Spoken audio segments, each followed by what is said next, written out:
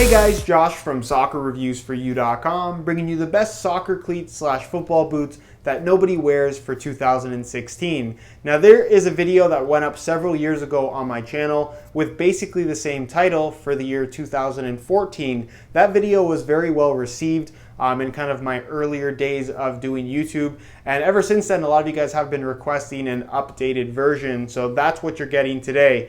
So basically what the concept of this video is highlighting the shoes that don't get the recognition or perhaps the attention that they deserve based on their performance merit.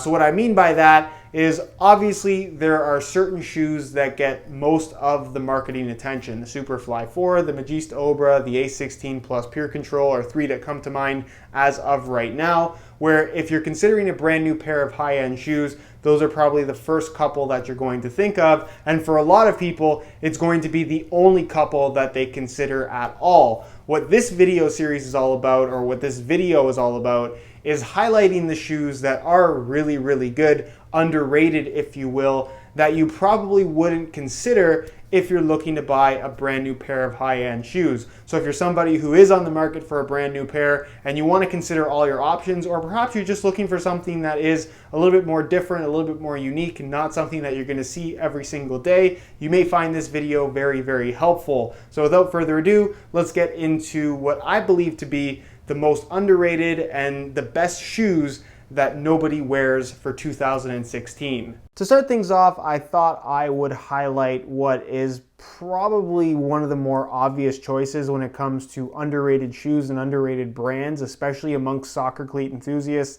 and that is, of course, Mizuno. Basically, any kind of high-end Mizuno is very, very good and very underrated. This obviously depends as well on what part of the world you live in. If you're in Europe, maybe it's a little bit different, but even there, Mizuno isn't the most popular depending on where you are. But in North America especially, mainly because it's just not readily available in store, people just don't get to see them, and the marketing power isn't there, of course. Mizuno is just one of those brands that very, very often gets overlooked, and they're making just as good, if not better, shoes than any of the big brands, again, depending on what type of feel that you're looking for. So if you're buying high-end Mizuno, the regular models are great. If it's made in Japan, it's even better, and they offer a pretty good variety across their entire line. The Wave Ignitus 4, this is a made in Japan variation. It's basically the last holdout for a more traditional quote-unquote power boot. Now, no shoe is going to make your shot more powerful, more accurate, or anything like that, but if you're looking for a shoe with a more rugged construction, obviously with a very large rubberized striking element, this is one of very few models that are still available, and it's a very good option if that's the type of shoe that you're looking for. If you miss the Predators, if you miss the T90s, the Wave Ignitus 4 is a great option. As far as their thin synthetic offering is concerned, the Bizzaro 101, while I wouldn't consider it to be the best thin synthetic shoe on the market, it's still a very, very solid option if you're looking for something a little bit different and with particular features that you can only get on the Bizzaro 101. Again, if you're looking for more details, be sure to check out my video on this specific shoe where I point out basically every single little detail. There is, of course, the made in Japan version that does feature a kangaroo leather upper, which I really, really like, surprisingly. I'm normally not a fan of this style of shoe, but the quality of the leather is absolutely fantastic, as you would expect from a made in Japan Mizuno model. Even the regular models that are made from kangaroo leather are very good as well. But if you're looking for a thin synthetic leather hybrid style shoe, this is a very, very good option, if not one of the best ones out there right now. You of course have the Mizuno Morelia Neo, which admittedly I don't love. It's probably my least favorite of all the shoes on the table right here. But again, it's a lightweight offering, kind of an Adizero inspired design or Adizero-esque design with the kangaroo leather at the tip of the toe. It's a tighter fitting shoe and it's very light as well. And then of course, if you want something ultra premium, all kangaroo leather, kind of more traditional as far as design and the overall layout is concerned, the Mizuno Morelia, this is a made in Japan model, very, very good option. Basically their Copa Mundial that is every bit as good in pretty much every aspect. So again, Mizuno, very underrated brand, and if you're looking for something that is different, especially in North America, you can get your hands on these things.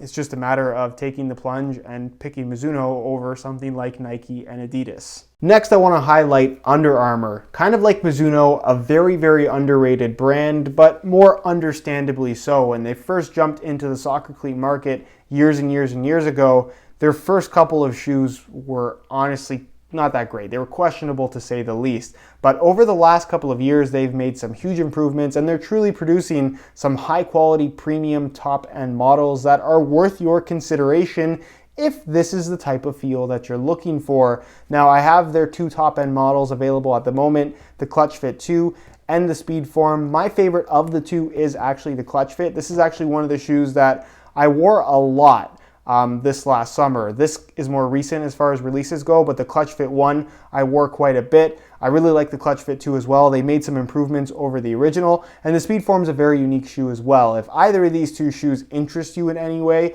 I strongly recommend checking out my review videos on these specific models where I go over all of the details so you can get a better idea of what they're all about. The Clutch Fit utilizes a very interesting upper that has this kind of elasticated sensation to it, where the shoe wraps your foot and fits in such a unique way. It's very, very comfortable. It has one of the most significant insoles as far as underfoot cushioning is concerned that you can get from pretty much anything.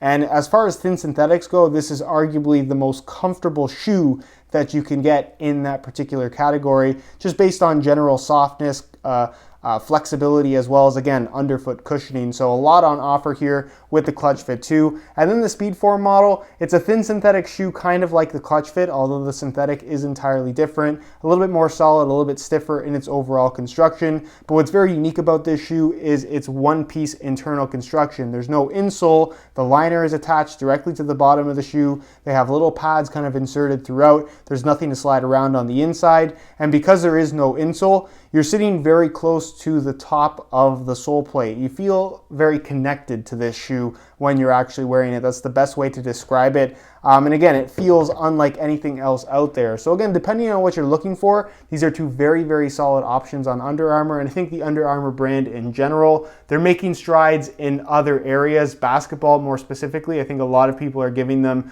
some well-needed attention, but soccer, it still hasn't come for them yet. But like I said, the products are definitely there and up to performance standards where, again, I think people should be giving them more of a consideration than they are at the moment. When it comes to underrated shoes, Nike is not a brand that you generally think of, especially a top-end model from Nike. But the Nike Magista Opus is one of those shoes that I think a lot of people understand is good, but they kind of just overlook it entirely. And a lot of this actually has to do with Nike. When they first unveiled the Magista line, it was all about the Obra, and really the Opus didn't get any attention at all. They almost treated it as somewhat of an afterthought, and that's kind of how it's remained. You kind of saw a similar situation with the Nike Mercurial Vapor 10 and the Superfly 4, but I think at this point now, a lot of people realize the Vapor 10 is a legit high-end shoe. It's kind of a more traditional Mercurial Vapor experience rather than the Superfly 4, which is kind of its own thing.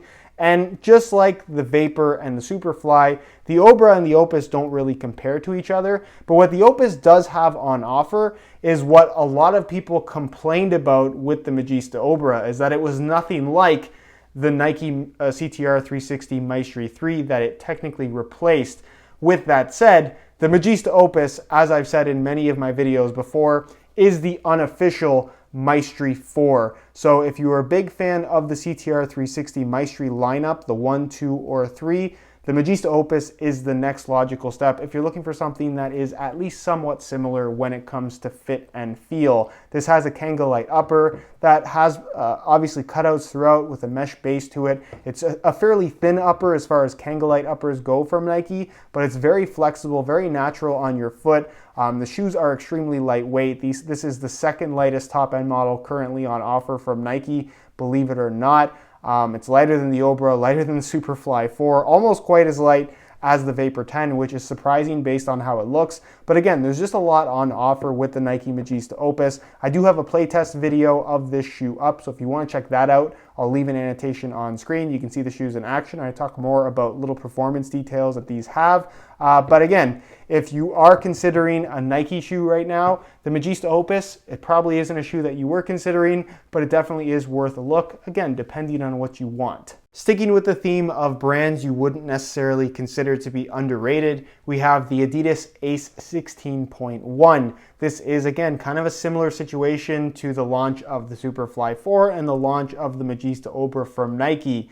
Adidas just launched the new Ace 16 line, and all the attention, all the marketing power has gone for the Ace 16 Plus Pure Control, which is the laceless model, and the Ace 16.1 Prime Knit, which is the Prime Knit model with the laces, while the Ace 16.1, also a top-end model by the way, is actually a very, very good shoe. It features an upper that is kind of a slightly revamped version of what we got from the original Ace 15.1. It's a little bit thinner, a little bit more natural, and I would argue fits a little bit better. It's a different shape than the 15.1. This definitely does have a tighter fit pretty much all the way through, but they did incorporate the same sprint frame that you're going to find on the top-end models above it, the Prime Knit models, if you will, the more expensive shoes. And this is a very lightweight shoe as well, the lightest in the current Ace lineup. So for those that were really big fans of the F50 Adizero line, which is no more, this is kind of the next closest thing in terms of current offerings from Adidas. It's a thinner upper, not quite as thin as Hybrid Touch that we got on the last couple of F50 Adizero models, but still relatively thin, not really much padding to it at all. It definitely has a really good fit. The stability is there. It has the F50 Adizero sprint frame with some slight differences to it.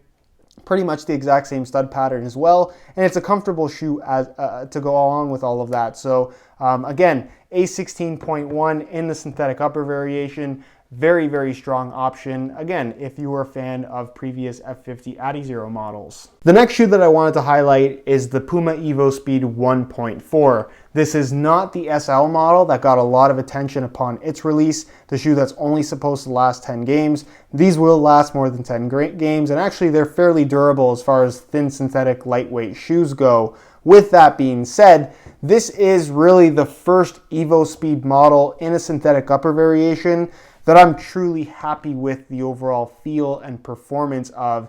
For the longest time, the Evo Speed line has been, depending on what your opinion is, too weird or just not good enough in comparison to the competition. And with the Evo Speed 1.4, that changes. If you're asking me personally to wear a thin synthetic shoe right now, it's probably going to be the Evo Speed 1.4. I like how it fits. It's very, very comfortable. It does have that anatomical shaping to the toe, which is kind of a signature of the Evo Speed line, but I personally don't mind that at all, but some people don't like it. The actual synthetic upper is super soft, super flexible, very, very natural on your foot. There is a combination of synthetics, but it stretches far enough back to where you don't really notice the secondary synthetic material that's positioned closer to the heel. Laces run through the middle. Touch is very consistent. It offers that thinner feel on the ball, but this microfiber texturing, or microfiber synthetic, I should say, does have a very, very slight amount of cushion to it that I personally really like the feel of. It's a very lightweight shoe. It does have, of course,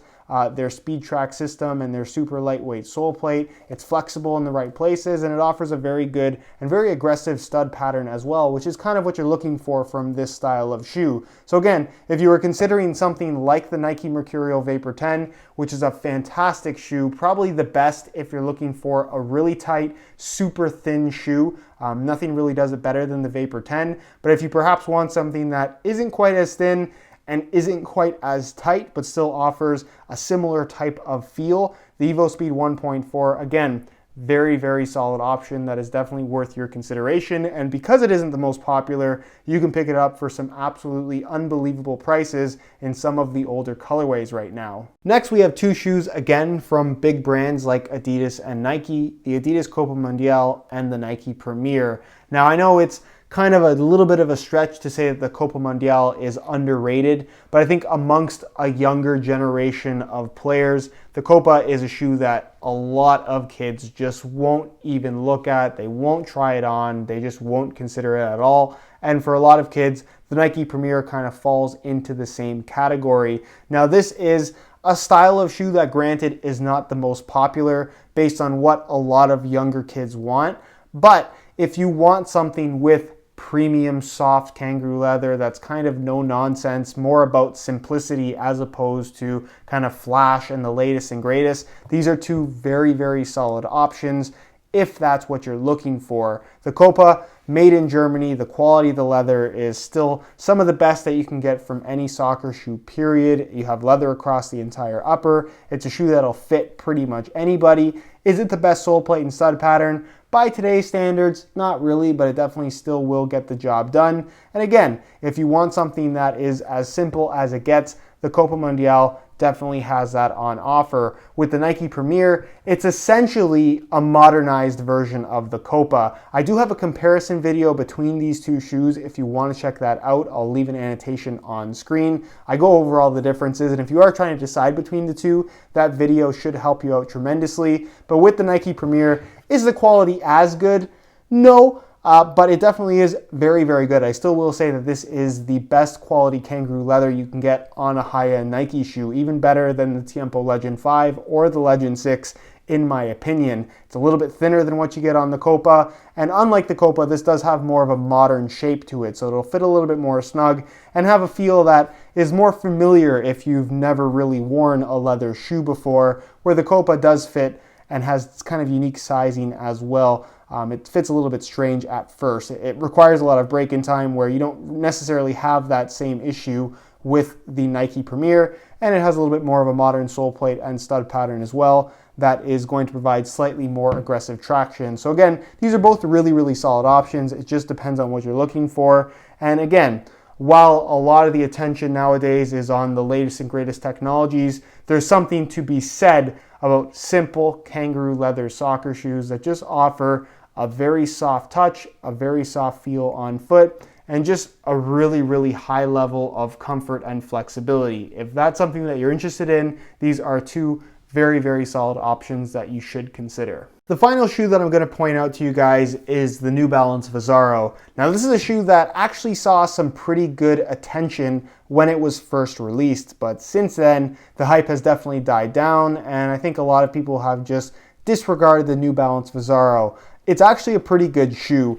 I've compared it a lot to the original Nike Hypervenom Phantom and its Nike Skin upper. This is not quite the same. It's a little bit firmer, a little bit stiffer, and that has its kind of pros and cons in regards to whether or not I prefer this over the original Nike Hypervenom Phantom. Perhaps not as flexible, perhaps not as soft against your foot, but this is definitely a lot more structurally sound and more responsive when you are making those quick cuts and changes of direction. It won't overstretch like an original Phantom, but for the most part, the overall feel on the ball is pretty similar. It's a mesh core to the actual synthetic, so when you make contact with the ball, it is thin, but the mesh does provide somewhat of a padded sensation to it. You have a little bit of a firmer section right here where you see some extra texturing, and the finish on the surface of the upper is slightly kind of waxy, so it does provide a little bit of additional grip that you wouldn't otherwise have with a more standard synthetic upper. It's got a low cut, it's relatively flexible as far as the sole plate is concerned once broken in. It's a comfortable shoe. The glued-in insole with the fresh foam